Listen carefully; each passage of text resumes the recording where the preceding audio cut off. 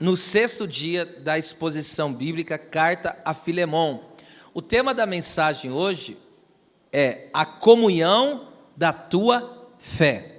Filemon, capítulo único, verso de número 6, que diz assim: para que a comunicação da tua fé seja eficaz no conhecimento de todo o bem que em vós há por Cristo Jesus.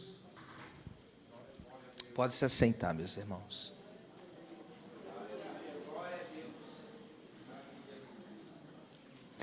Paulo ora para que a fé de Filemon seja eficiente, isto é, estar em boas condições de funcionamento. Além da pregação do Evangelho, compartilhamos a nossa fé de forma prática ao socorrer os necessitados, consolando os tristes, servindo o próximo, perdoando as ofensas e etc. Esta fé autêntica tem a sua origem na pessoa bendita do nosso Senhor Jesus Cristo. A primeira parte do versículo 6 aí diz assim: para que a comunicação da tua fé seja eficaz, ou algumas traduções, eficiente.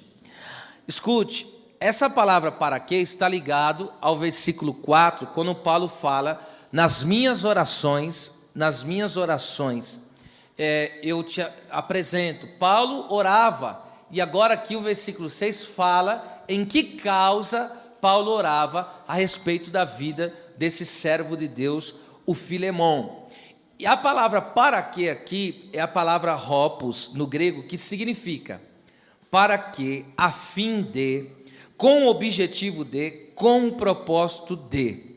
Esse texto nos mostra que temos que ser intencional, pontual e específico ao orar por alguém ou por uma causa, tá certo? E um texto que eu vou usar aqui para explicar isso é Atos capítulo de número 9, quando Deus fala para Ananias ir lá na casa de Judas, da rua chamada Direita, onde um homem que tinha acabado de se converter ao Evangelho, a Cristo, no caso Saulo, ele estava lá orando e jejuando, e Jesus tinha aparecido para Saulo, e como também apareceu em visão para Ananias. E agora o texto diz assim, que Ananias, quando entrou na casa onde Saulo estava, ele disse assim, ó: o Senhor Jesus que te apareceu no caminho, apareceu a mim também. E ali o texto diz: e me enviou para que veja e seja cheio do Espírito Santo. A palavra, ó, para que veja e seja cheio do Espírito Santo, para que é hopos ali. Então você vê que Deus enviou o Ananias com uma finalidade. E ali Ananias impôs as mãos sobre Saulo. E esse impor as mãos tem tanto sentido de ministrar como orar em favor da vida dele. Então ele foi específico. Ananias, quando chegou diante de Saulo, ele foi específico a orar e ministrar sobre ele. Foi intencional, ou seja, ele agiu com propósito.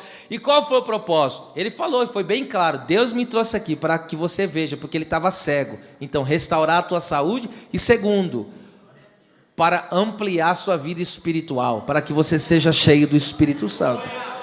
Então, nas nossas orações, nós temos que ter propósito quando orarmos por alguém e sermos específicos em dizer para Deus aquilo que nós desejamos que aquela pessoa viva. Assim como Paulo está sendo específico e pedindo a Deus que Filemon ele tenha uma fé eficaz, eficiente, poderosa, ativa, enfim.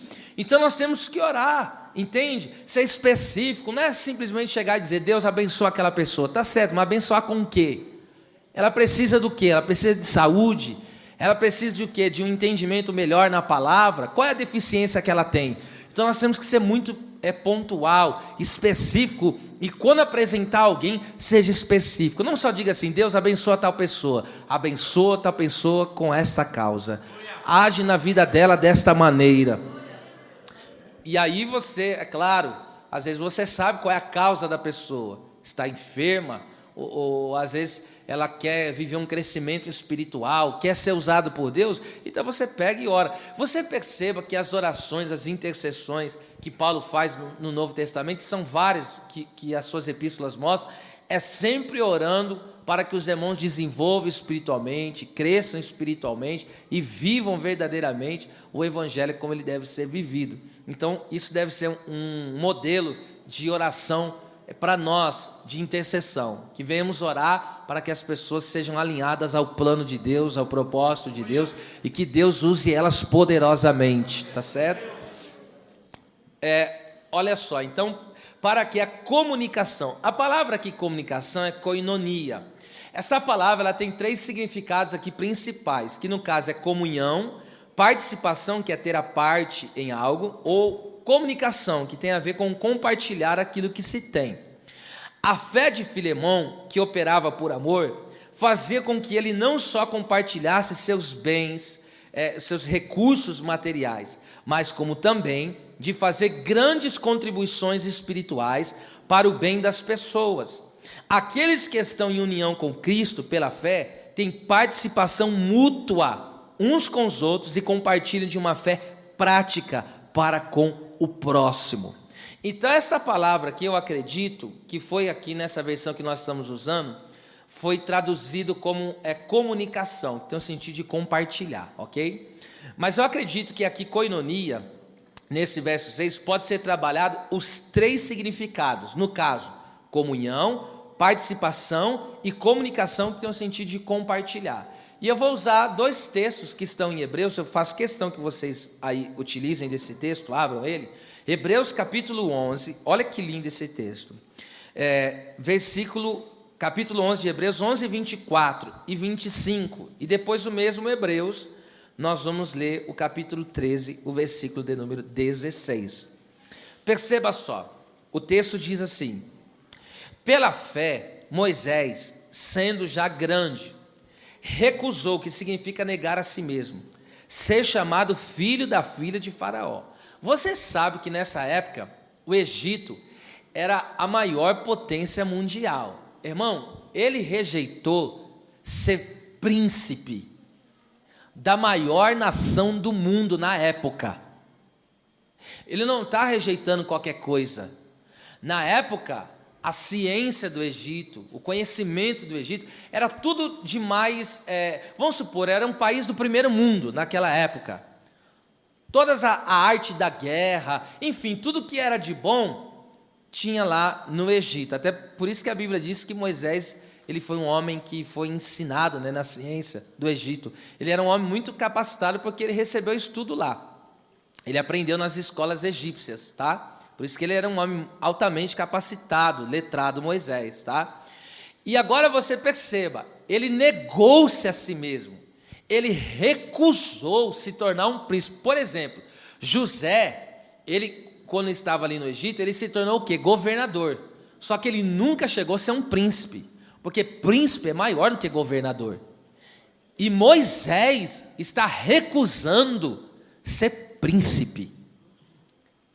E por que ele recusou ser príncipe? O versículo 25 explica, olha só: escolhendo antes ser maltratado, que significa sofrer junto, com o povo de Deus, do que por um pouco de tempo ter o gozo do pecado.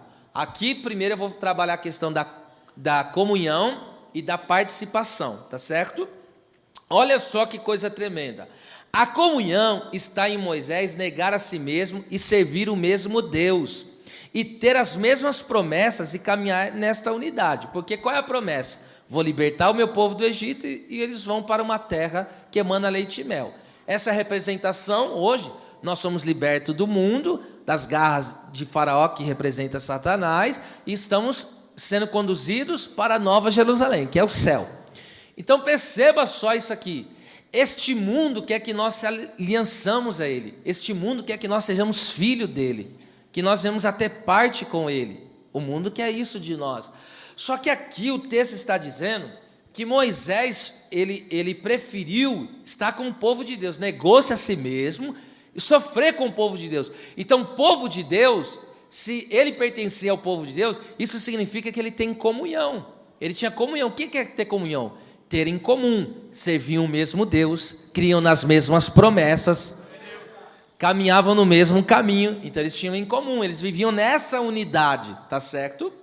Agora veja só, a participação está quando Moisés escolhe sofrer junto com o povo. Então, comunhão, servimos o mesmo Deus, cremos nas mesmas promessas, enfim, estamos nessa comunhão. Agora, veja, ele poderia, se ele quisesse, ter uma vida totalmente confortável, porque quem estava na chibata de Faraó era o povo de Israel, ele estava no conforto do palácio. Irmão, quem em sã consciência vai trocar o conforto do palácio pelo sofrimento no meio do povo? Só que o texto aqui está dizendo o quê? Só traduzindo o que está escrito em Romanos 12:15. Alegrai-vos com os que se alegram, chorai com os que choram.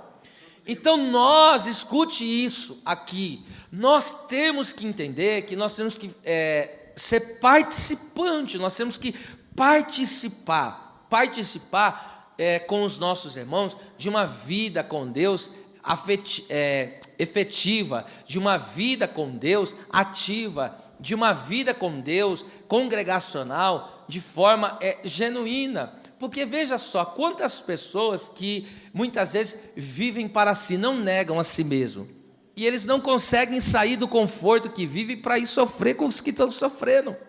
Mas só que a questão aqui não é só chorar com os que choram. Chorar com os que choram é você ter participação no sofrimento alheio.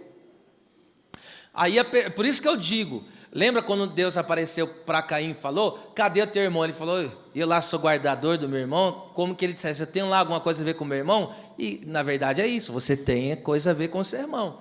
Então eu não posso ver os meus irmãos sofrerem, passarem dificuldade e não participar disso, eu tenho que participar junto com ele. Quer seja alegria, se ele se alegrar, eu não vou ter inveja no meu coração, eu vou me alegrar porque a vitória dele é a minha vitória. Mas se ele estiver em tempo de choro, eu vou tomar parte dessa aflição. Como? Se eu puder estender a mão para ajudar em alguma coisa específica, eu vou estender. Ou se não, se eu não posso, existem coisas que a gente foge da nossa capacitação, que a gente faz, vai orar por ele. Vai sofrer com ele como? Em oração, colocando diante da presença de Deus. E Filemão é o tipo desta pessoa, que sofre com os membros da igreja, entende? Ele não vive só no sentido de que, numa vida confortável, ele vai sofrer junto com o povo. Porque uma coisa é você estar numa posição, vou dar outro exemplo, você vai pegar melhor. Lembra Neemias? Copeiro do rei. Irmão, ele estava no palácio servindo o rei. Mas o que ele ouviu falar do povo de Jerusalém? Está na miséria, está na escassez. O que ele foi fazer? Foi chorar, lamentar, foi jejuar. Então Deus nos chama para ser participante em todos os aspectos da vida, tanto na parte boa como também na parte ruim.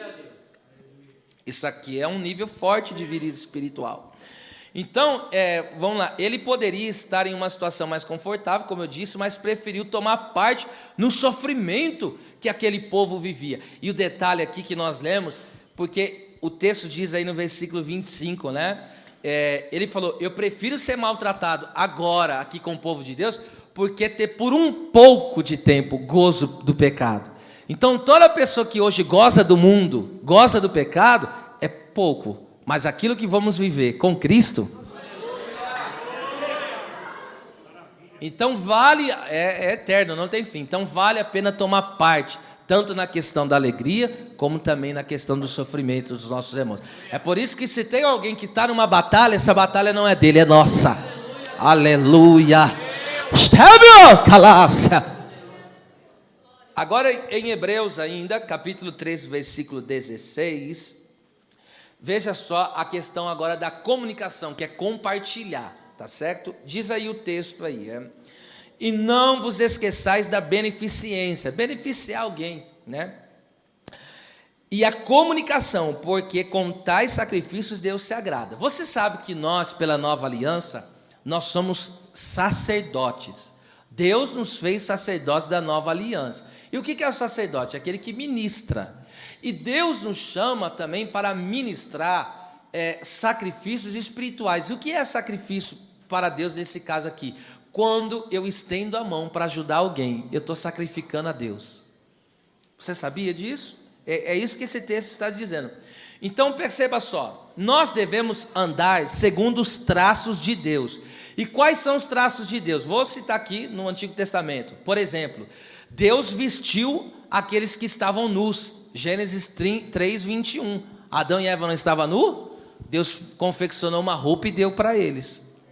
Outra coisa, Deus visitou os doentes. Gênesis 18, 1. A Sara não podia gerar, estava doente. E o Senhor Deus foi lá e visitou ele em Gênesis 18 e abriu a madre dela.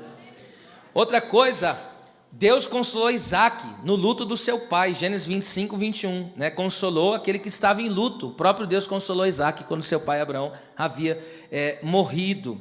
Que coisa linda. Então nós devemos andar como Cristo andou, tá certo? Falei aqui dos traços de Deus, né?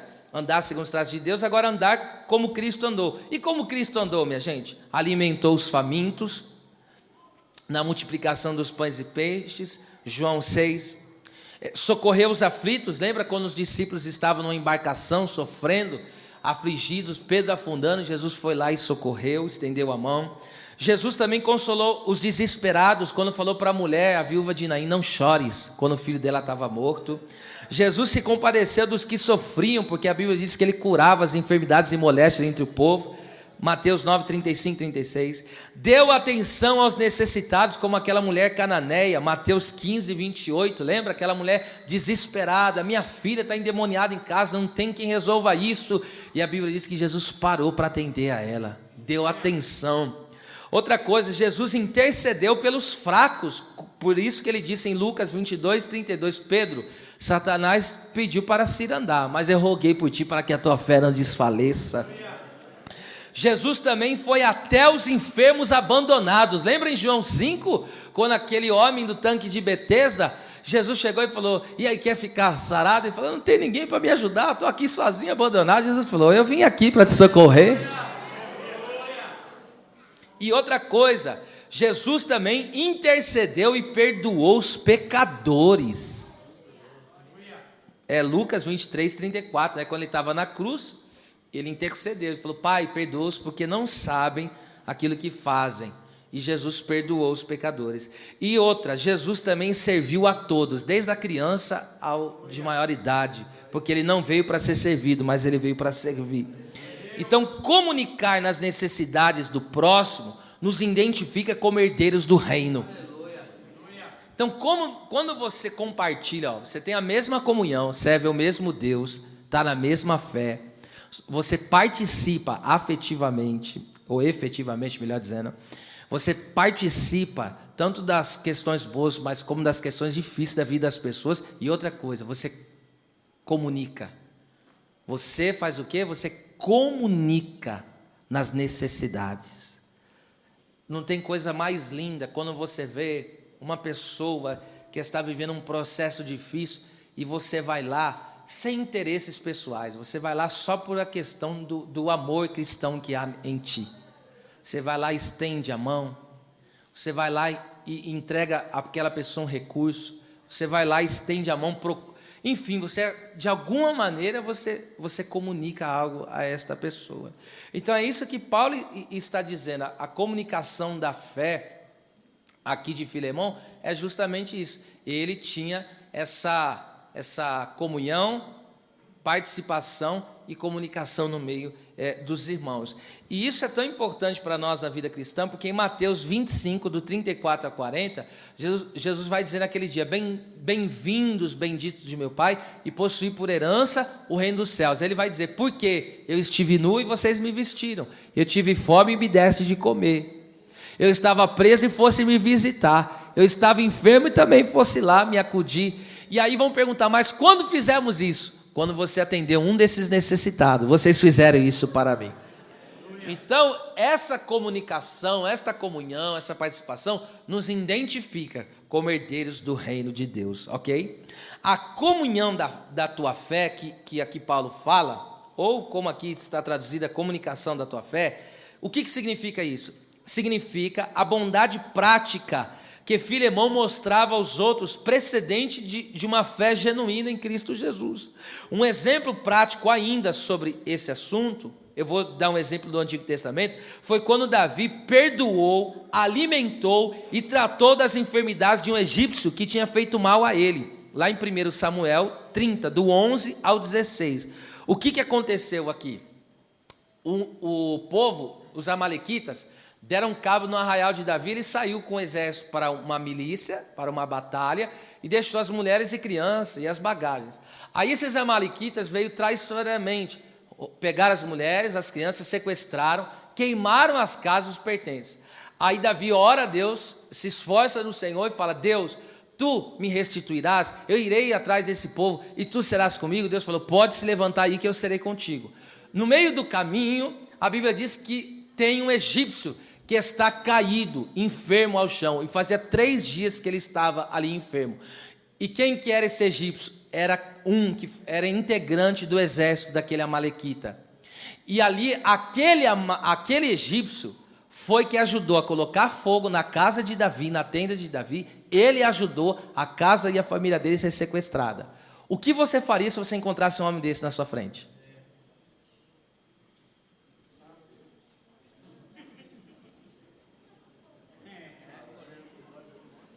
Entende?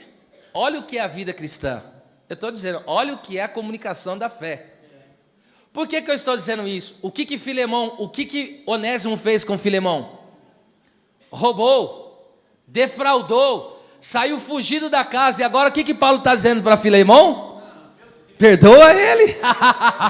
Comunica a tua fé aí, ó, para que a tua fé seja eficaz, seja eficiente e todos saibam o poder de Deus agindo. Então vejo que, olha só que coisa, a comunicação da fé. E aí alguém fala: ah, mas não é fácil perdoar. Não, nunca foi. Porque o perdão não é nosso, é de Deus. Ok? E aí tem gente, olha lá. O Davi, irmão, ele olhou aquele amalequita, aí olha como vale a pena você ver o evangelho. Ele olha para aquele egípcio, melhor dizendo, que fazia parte do exército da amalequita. Primeiro, Davi alimentou, primeiro ele teve que perdoar, né? Perdoa ele, alimenta ele estava enfermo há 3 dias, por isso a amalequita dispensou ele, deixou ele para trás. Aí Davi, além de perdoar, alimentar, ainda tratou das feridas do homem ainda. Agora eu digo, quem foi beneficiado com isso? Todos, porque o nome de Deus foi glorificado. E quem é que Deus usou para que a família de Davi fosse restituída? Esse egípcio que foi tratado.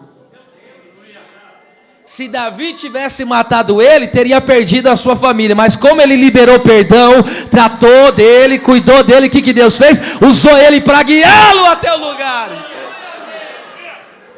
Tem gente que não sabe, mas esse liberar do teu perdão é bidácia. Esse você orar pelos teus inimigos é o caminho que te levará a viver um grande milagre da parte de Deus. Então comunica essa fé aí, meu filho. Comunica. Para que, vamos lá, a comunicação da tua fé seja eficaz. Não tira o olhar desse texto, hoje não pode fechar a Bíblia, hein? Então, para que seja eficaz. Eficaz aqui é a palavra grega energes, que significa poderoso, ativo, efetivo, produtivo, produtivo do resultado esperado no trabalho. É aquilo que é eficiente. Uma fé eficaz se mostra através da ação. Eu vou repetir isso aqui. Uma fé eficaz se mostra através da ação. Entende? Eu tenho fé. A fé pode ser vista nas ações da pessoa. Essa palavra eficaz aqui é vista em poucos, só tem, se eu não estou enganado, 3 vezes que ela aparece no Novo Testamento. Eu vou citar uma delas, que é em Hebreus 4:12. A palavra do Senhor Deus é viva e eficaz. Essa palavra eficaz é a que está ali em Hebreus 4:12. Então, todo crente que se relaciona com a palavra viva e eficaz torna-se ativo, eficiente, ou seja, produz o resultado esperado. Olha que coisa é fantástica que nós vamos ouvir agora. Em Lucas capítulo de número 10, Jesus, ele deu uma incumbência, a missão, Jesus incumbiu os 70 discípulos, lembra? Para eles ir pregar o evangelho e curar os enfermos. Está em Lucas 10, que eu vou falar para vocês aqui, tá certo? Então, em Lucas 10, a missão para a qual Jesus designou os 70, aquela missão era o quê? Desafiadora. Por que aquela missão era desafiadora? Porque trazia desânimo. No versículo 2 do capítulo 10 de Lucas está escrito: os obreiros são poucos. Grande é a seara, mas poucos são os obreiros. Então era desafiadora, porque causava desânimo. Outra coisa, também era desafiadora porque tinha perigos. Jesus falou no versículo 3: eu mando como ovelhas ao meio de lobos. Irmão, imagine uma ovelha no meio de lobo. O que vai ser com essa ovelha? Imagine se Deus não nos guardasse nesse mundo. O que seria de nós? É desafiador ou não é ser crente nesse mundo? Olha outra coisa que Jesus falou para ele. E falou também que eles teriam carências, porque está escrito no verso 4: não leveis bolsa. Bolsa fala da provisão. É como se Jesus dissesse: vai, no caminho eu vou prover. Vai, porque não vai te faltar. Aleluia, vale uma palavra profética, aleluia. O Deus que te enviou está cuidando de tudo, viu? Você não vai ter falta. Esse Deus está cuidando de você, tá?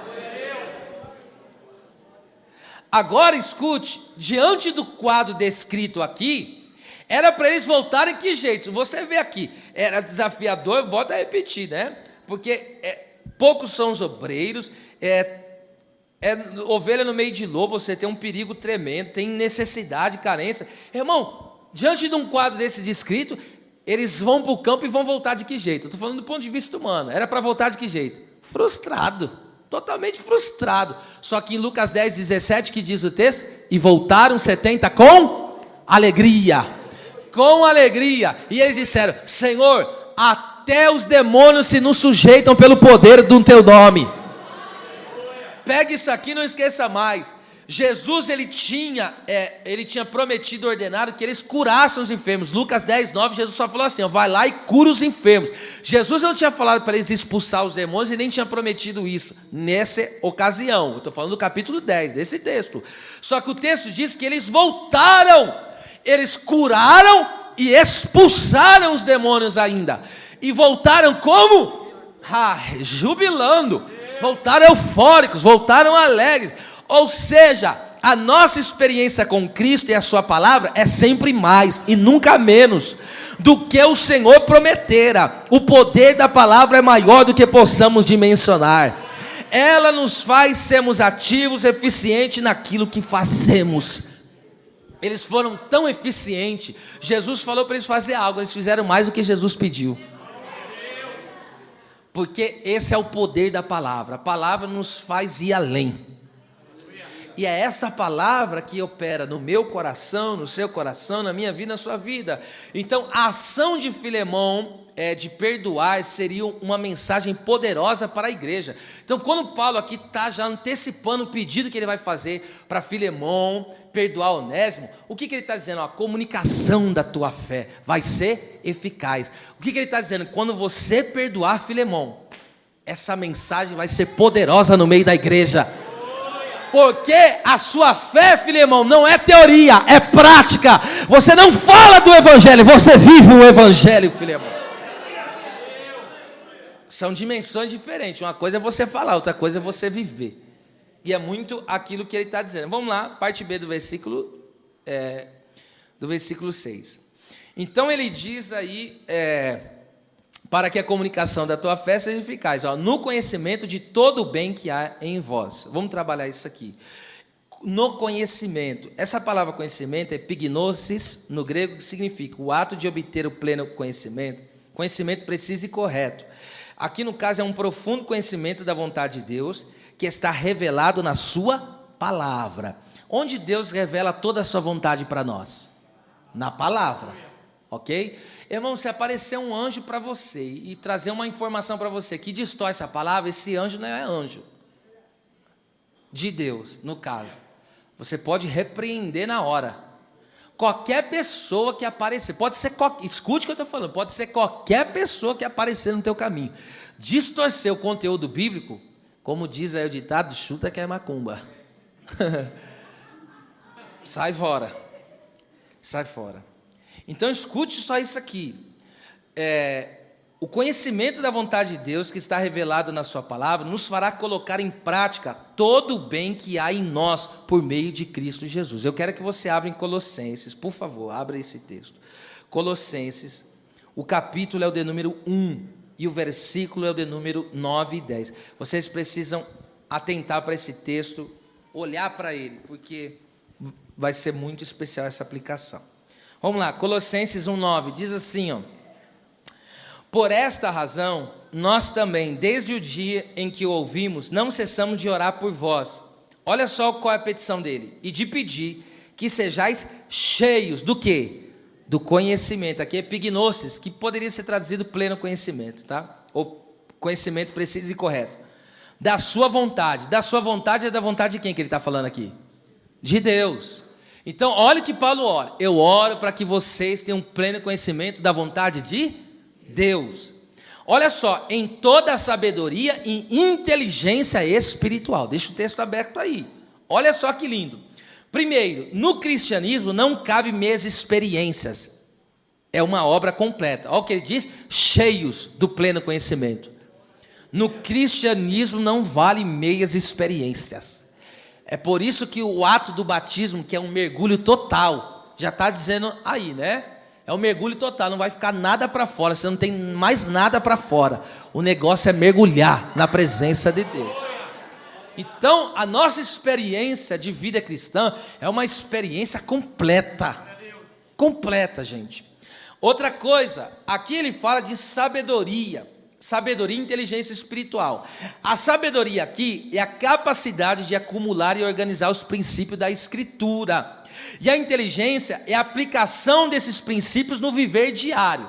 Então perceba, eu conheço a vontade de Deus e agora eu uso dos princípios da palavra de Deus, da sabedoria e da inteligência. Eu aplico isso ao meu dia a dia, tá certo? Eu coloco em prática e aonde verdadeiramente eu vou saber como lidar com cada situação da minha vida, diante das divergências que ocorrem, os problemas que surgem. Deus, ele me dá essa sabedoria, essa inteligência, revelado na sua vontade, que é a sua palavra. Uma forma mais simples dos irmãos entenderem. Um exemplo prático é visto em 2 Reis 4, lembra? Quando a mulher conhecia a vontade de Deus, porque o texto diz em 2 Reis 4, que aquela mulher e a casa dela temia o Senhor. Lembra? A mulher falou, ó, o meu marido, teu servo, temia o Senhor. Então, aquela mulher tinha um conhecimento da vontade de Deus, porque ela temia o Senhor. E a vontade do Senhor não era a destruição da família dela. E agora estão vindo os credores, o marido morre, estão vindo os credores para roubar o filho dela. Só que ela sabe que a vontade revelada de Deus na palavra é que aquele que teme ao Senhor, a sua casa, a sua família vai ser abençoada. Salmo 128, tá? Está escrito isso, que aquele que teme ao Senhor, feliz será, comerá do trabalho das suas mãos e terá uma família abençoada. Isso é promessa de Deus. Aí pode acontecer uma questão no meio da família surgir? Pode acontecer, mas aí entra o quê? A sabedoria e a inteligência espiritual. E aí vocês têm um conhecimento da vontade de Deus. Alguém chega e fala, eu estou falando, a pessoa está com atrito, estou dando um exemplo qualquer aqui, está tendo um atrito entre marido e mulher, vou se separar, essa é a vontade de Deus? Não é a vontade de Deus. A vontade de Deus não é que o casal se separe por causa de um atrito que está vivendo. Então o que eu tenho que usar? Eu tenho esse conhecimento da vontade de Deus. Deus não quer que eu separe, então eu vou usar do quê? De sabedoria e de inteligência espiritual, aplicando isso ao meu viver para resolver essa situação. Que forte, não? Vamos ver como que ela fez? Aquela mulher, ela sabiamente, ela pede os vasos emprestados. Essa sabedoria que ela recebeu veio pela palavra ministrada pelo profeta, que falou, vai lá e pega muitos vasos emprestados. Isso aqui é o princípio do quê? Da comunhão com as pessoas. Já pensou se ela tivesse encrenca com o vizinho? Ela ia ter o vaso na mão?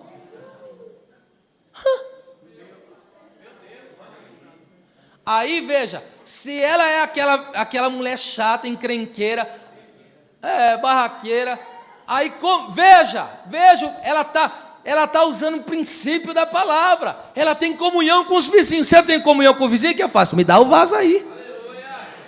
Me dá esse vaso emprestado aí. E aí o que aconteceu? Esta mulher agora, de forma inteligente, ela aplica os princípios da palavra. Como? Agora o azeite multiplicou, porque ela entra no quarto, fecha a porta, entra na intimidade com Deus. Ela entendeu que o problema dela só poderia ser resolvido por um milagre, por uma ação divina. E aí quando o azeite multiplica, qual é a inteligência? Vai, vende o azeite, paga a dívida e vive do resto.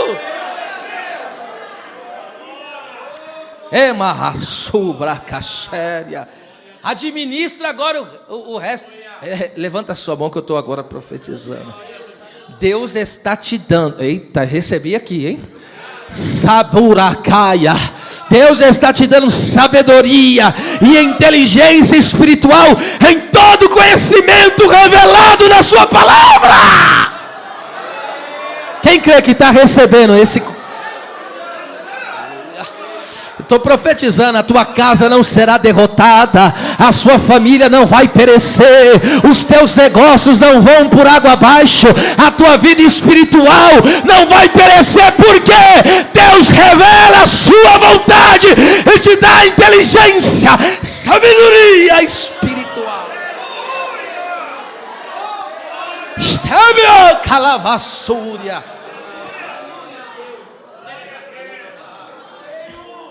Verso 10, para que possais andar dignamente diante do Senhor, olha só, agradando-lhe em tudo, frutificando em toda boa obra e crescendo no conhecimento de Deus. Vamos lá, olha que coisa linda, aqui quando ele fala, olha que tremendo, então esse conhecimento de Deus, o que é o conhecimento de Deus, da vontade de Deus? É revelado na palavra, tá certo? Hoje, aqui mesmo, nós estamos aprendendo mais da vontade de Deus na nossa vida. E aprender essa vontade de Deus, a gente ser cheio desse conhecimento pleno da vontade de Deus, nos levará a ter sabedoria e inteligência. E aqui o que mais que diz? E vai nos levar, vai nos dar a condição de viver uma vida digna diante do Senhor. De tal maneira que nós vamos passar, gente do céu, de tal maneira que nós vamos fazer o quê? Nós vamos passar a andar, a viver segundo a justiça de Cristo. E qual é a justiça de Cristo? Ele falou, eu vim para cumprir toda a justiça. O único que cumpriu toda a lei de Deus foi Cristo. Ele foi o único que nunca pecou.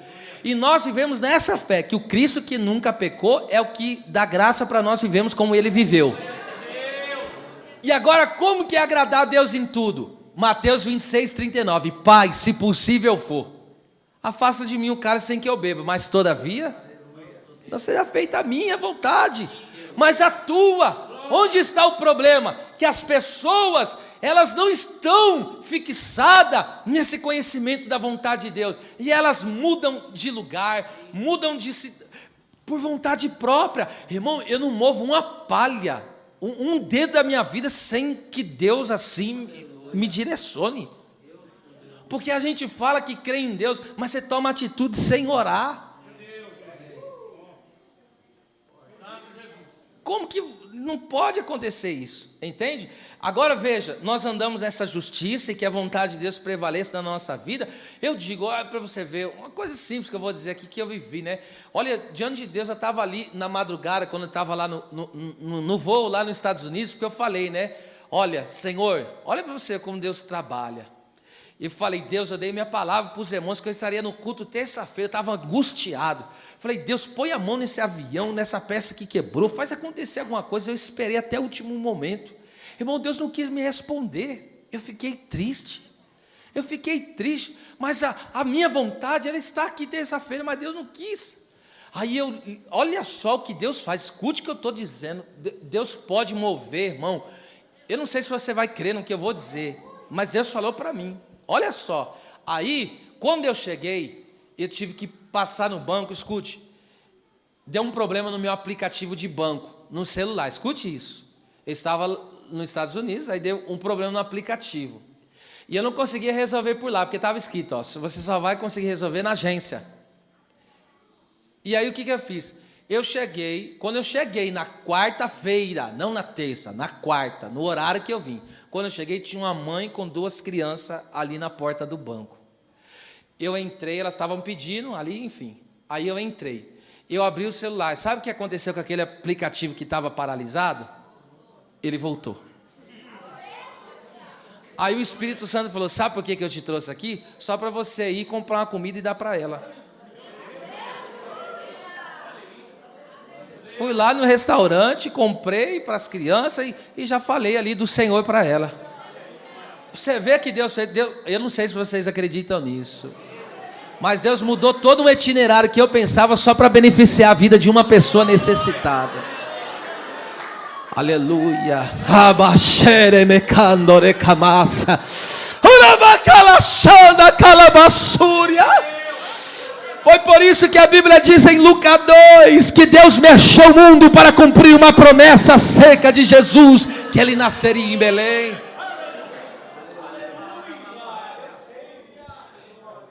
Então vamos lá. Então a nossa vida está na vontade de Deus. Eu não entendi, a minha vontade era aquela, mas Deus achou por bem fazer do jeito que Ele quis. E eu estava ali, né? Vou trazer uma palavra daquelas, não é de estudo, né? Aquela de pregador, sabe? Eu digo assim, eu falei, não, vou voltar animado. Aí Deus não quis me usar, quis usar o pregador que veio aqui terça-feira. E foi uma bênção muito grande. Então Deus tem os seus meios de agir, minha gente. É melhor ficar na vontade de Deus, é melhor. Outra coisa, aqui veja, andar dignamente diante do Senhor, agradando em tudo, olha só, e frutificando. O que é frutificar? É só cumprir o nosso chamado. João 15, 8, 16, Jesus falou, nisso meu Pai é glorificado, que vocês deem muitos frutos. Não foi vós que me escolheste, mas eu vos escolhi e vos nomeei, para que vades e deis fruto. Deus nos escolheu, nos chamou para dar fruto. E crescer aqui, o que é crescer? É avançar para a maturidade espiritual, segundo a estatura do varão perfeito, Cristo. Então nós estamos avançando, cada dia que se passa, para quê? Para chegar a essa estatura, a estatura do varão perfeito, Jesus Cristo. Ser como Jesus é, caminhar como Jesus caminhou. Em outras palavras, amar como Ele amou, ajudar como Ele ajudou, servir como Ele serviu, agradar o Pai como Ele agradou. Aleluia!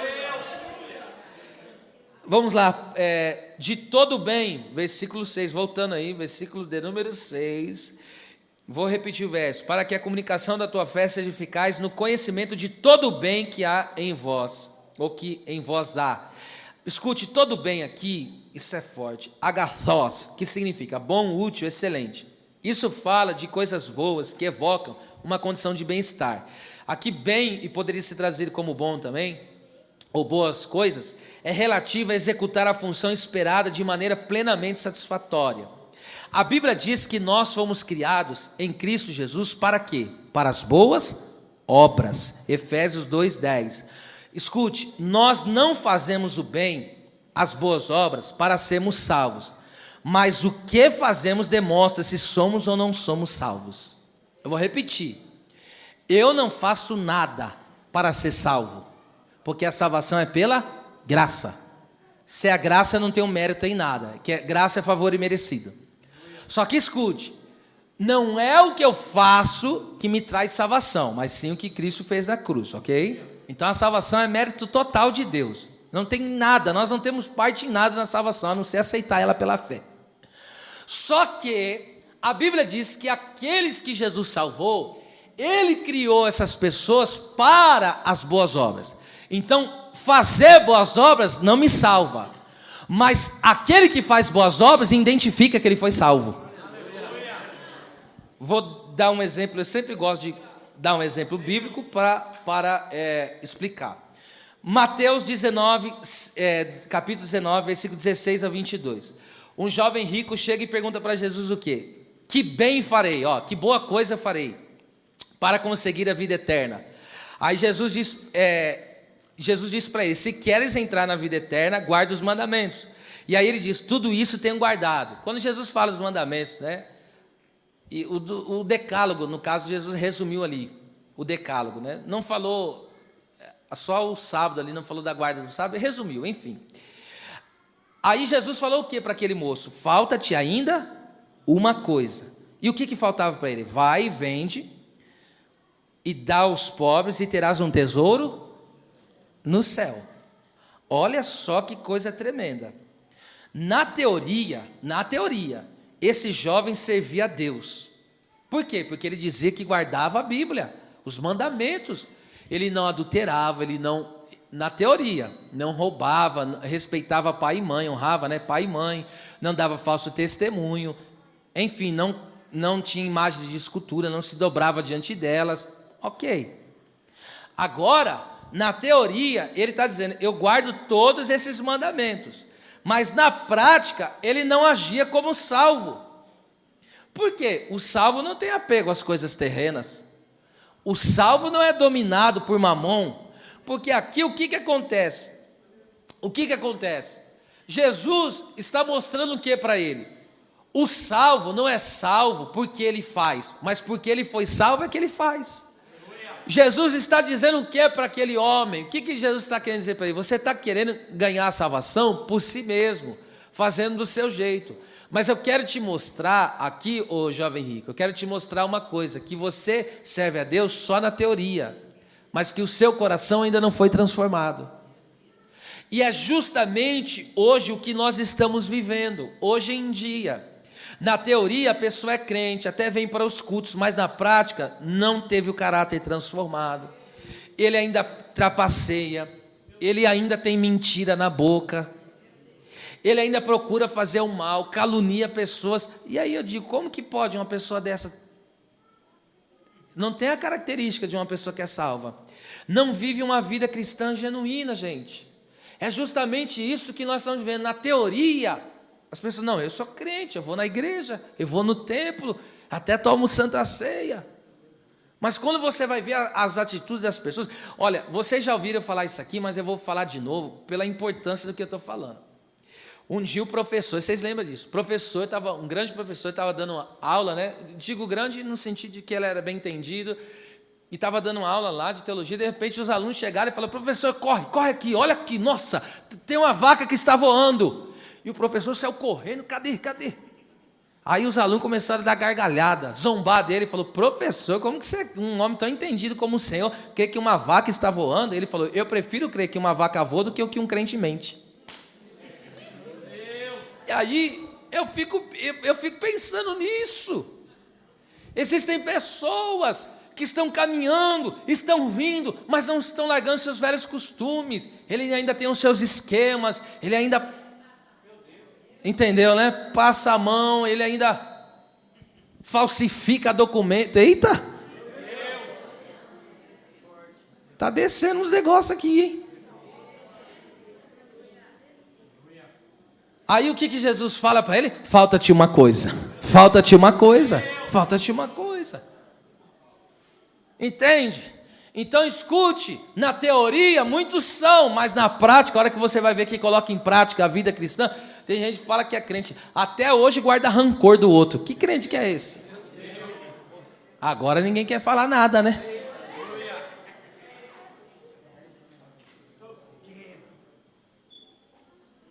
Gente do céu, que Deus nos ajude. Em Hebreus 10, 24, olha o que a Bíblia diz. A Bíblia diz que nós devemos nos considerar uns aos outros e estimularmos o amor e as boas obras. Sabe o que é considerar, estimular? Eu tenho que ser um ânimo para o meu irmão, para ele fazer as boas obras. Eu tenho que ser um ânimo para o meu irmão caminhar na casa de Deus, servir a Deus. Você vai ser instrumento de ânimo para alguém.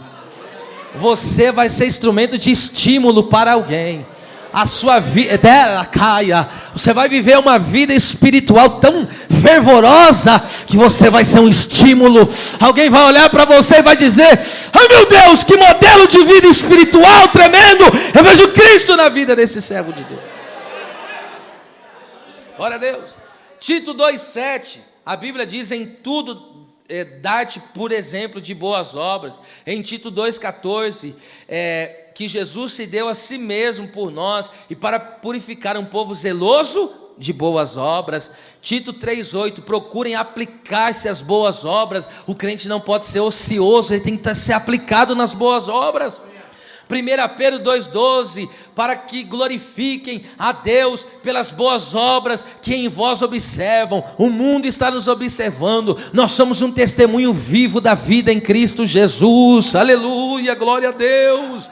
E ainda, em 1 Timóteo 2,10, servir a Deus com boas obras. 1 Timóteo 2,10, agora 5,10, tendo testemunho de boas obras. E a Bíblia diz de Tabita, a Dorcas, ela estava cheia de boas obras. Atos 9,36, ajudava o quê? Ajudava as viúvas, dava esmolas para os necessitados, socorria as pessoas sem recursos. Então entendo o que? O crente regenerado e cheio do Espírito Santo não será vazio de boas obras. Eu vou repetir isso aqui: o crente regenerado e cheio do Espírito Santo não será vazio de boas obras. Deus vai te capacitar para se aplicar na boa obra da oração, para se aplicar na boa obra do evangelismo, para se aplicar na boa obra do cuidado com a sua família, para se aplicar na boa obra do reino de Deus. Deus está nos enchendo, nos envolvendo com o seu poder. Esta é a palavra: nós não seremos vazios das boas obras. Diga, em nome de Jesus, eu não serei vazio das boas obras. Aleluia. Sabe por quê? Porque Deus me criou, Deus te criou para isso, para as boas obras. Aí eu digo, vamos essa aqui, aí eu digo, é isso que eu ensino aqui já há tantos anos, né? Aos irmãos. Voltando aqui para o jovem rico, veja, Jesus falou para ele, dá. Ele falou, dou não. Ele se entristeceu. Agora você vê, tem gente que fala que é crente, mas até hoje não conseguiu ser dizimista. Você é crente na onde? Fala para mim. Se quando fala para você ser fiel, você tem tristeza no seu coração, fala para mim onde você é crente. Agora bateu duro, né? Bateu duro que até silenciou aqui agora. Mas é assim, né? Não tem jeito, é a palavra. Eu estou seguindo aqui a palavra. Então, em todos os aspectos da vida, tá? Agora, encerrando agora aqui, aliviando aqui agora, hein? Diz assim: para que a comunicação da tua fé seja eficaz no conhecimento de todo o bem que em vós há por Cristo Jesus. Escute, a palavra por aqui é a palavra grega eis, que significa para, dentro ou em direção a. Como já temos visto, tudo é feito direcionado a Cristo. Colossenses 3,17. Tudo que você faça, quer seja por palavras ou por obras, seja feito em nome do Senhor, para que Deus o Pai seja glorificado no Filho. E outra coisa, e tudo é feito por meio de Jesus. Por quê? Sem mim? Então veja, tudo que fazemos é direcionado a Ele. Segundo, aquilo que nós fazemos é por meio dEle. Então logo não é eu só sou o canal, mas quem trabalha é Ele.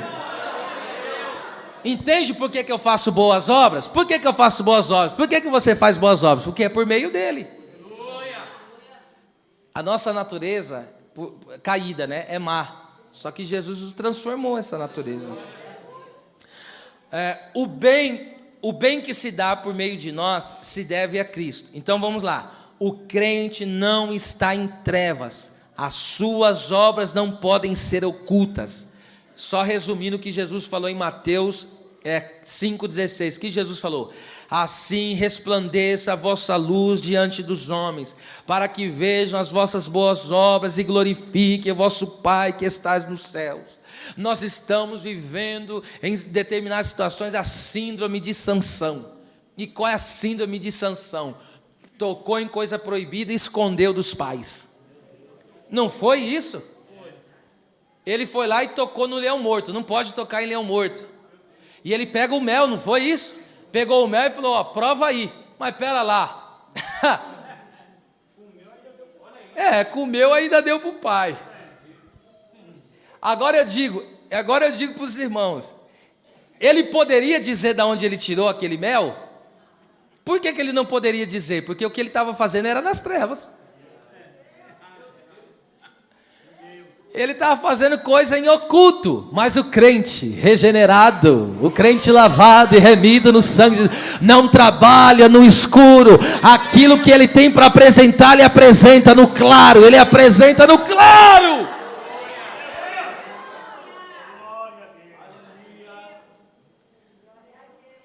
Se tem algo que eu estou fazendo que não pode ser revelado, significa que não é para mim fazer, não é isso? Aleluia. Acende a luz hoje, ó.